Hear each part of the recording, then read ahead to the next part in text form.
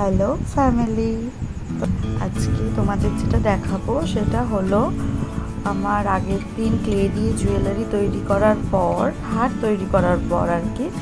তো আমার অনেকটা ক্লে বেঁচে গেছিলো, মানে ক্লে হিসাবে অনেকটাই। তো সেটা দিয়ে আমি ছোটো ছোটো বিডসগুলো তৈরি করে নিয়েছি। একটা ছোটো হার হয়ে যাবে চোকারের মতো, সেই জন্য।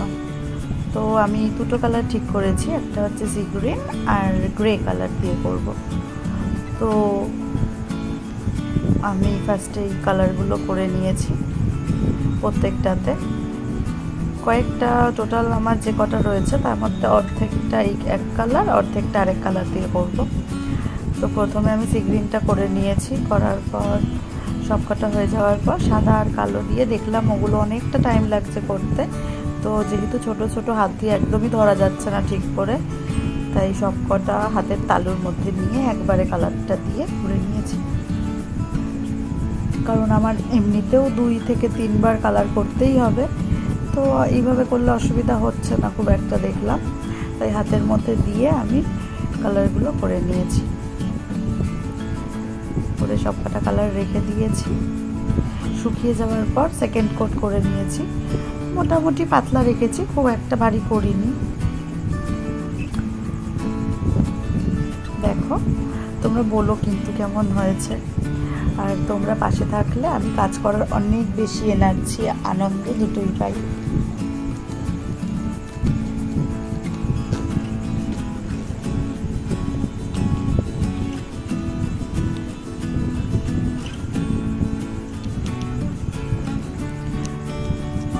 এই ছোট ছোট হারগুলো, মানে ছোট ছোট চোকারের মতো যে আমরা যে হারগুলো আমি বানাচ্ছি, সেগুলো জানো তো ডেলি ওয়্যারের জন্য খুবই ভালো।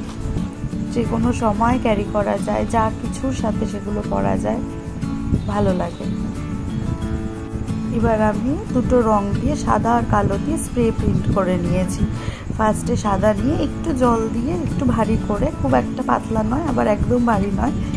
তো আমি ব্রাশ ইউজ করিনি, আমার কাছে যে তুলি ছিল আমি তুলি দিয়েই করেছি, কারণ তুলিটা আমার যেহেতু বেশ বড় আর বিডসগুলো খুবই ছোট, তো তুলি দিয়েই আমার হয়ে গেছে।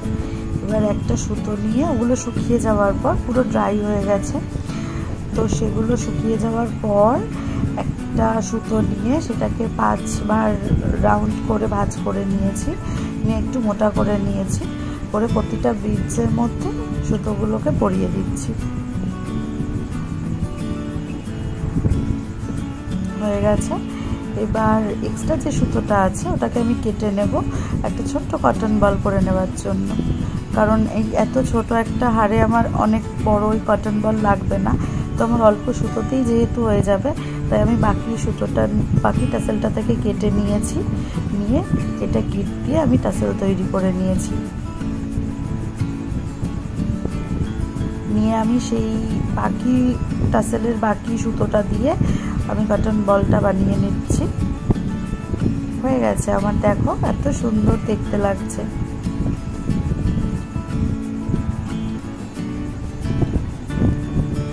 আমার তো বেশ পছন্দ হয়েছে, তোমরা জানিও কেমন হলো। আজকের মতো টাটা।